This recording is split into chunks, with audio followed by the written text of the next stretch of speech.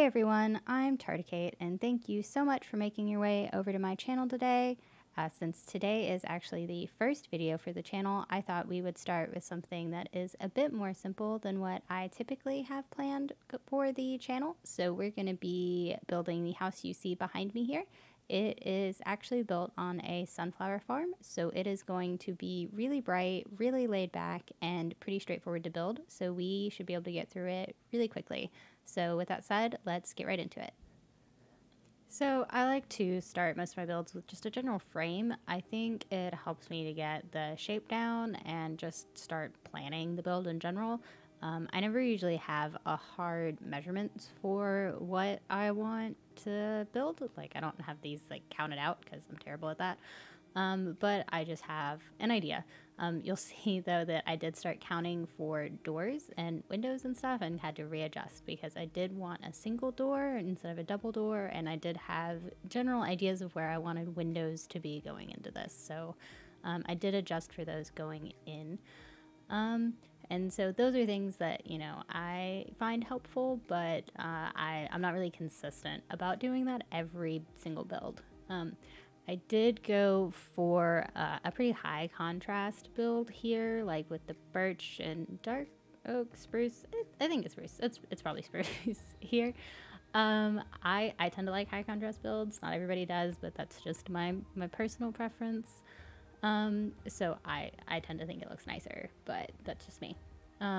This is also probably a good time to say that like this is my first video, so if you guys see any like technical suggestions or issues, like please let me know so I can start working on those, like any video stuff or sound things. I would really appreciate it. I'm still kind of new to all of this sound and video things. I've been building stuff in Minecraft for a really long time, but video and audio stuff is all very, very new to me, so I would greatly appreciate that.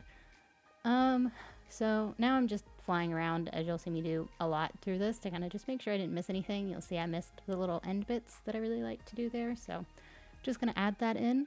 I also tend to like to do bases on my builds. I thought it looked really nice here to just have them as stairs instead of a full foundation because it is kind of a shorter building. So I thought that that really helped. The floor you're gonna see in here, I have actually never done in a build before. I don't know why. It had never occurred to me to alternate the logs to get a pattern. You learn something new every day, I guess. But I thought it ended up looking really nice, and it's something that I've started incorporating into my builds a lot more. So. Something else I've started building a lot more with recently is trapdoors. When I first started playing Minecraft, I had a very literal view of all of the blocks and tools and things, so I was like, oh, trapdoors are trapdoors.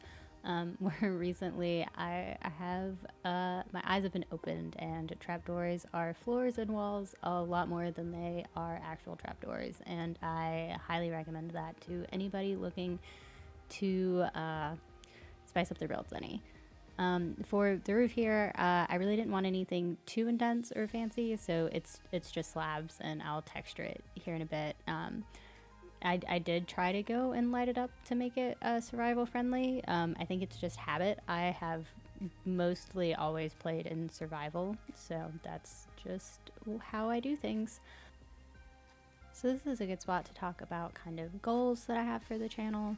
So like I said, this is definitely smaller scale than I plan to be building in. I definitely will continue to build things at this scale and kind of in between, but I really do want to build larger kind of city and sized builds for things that are kind of fantasy and fantastical style.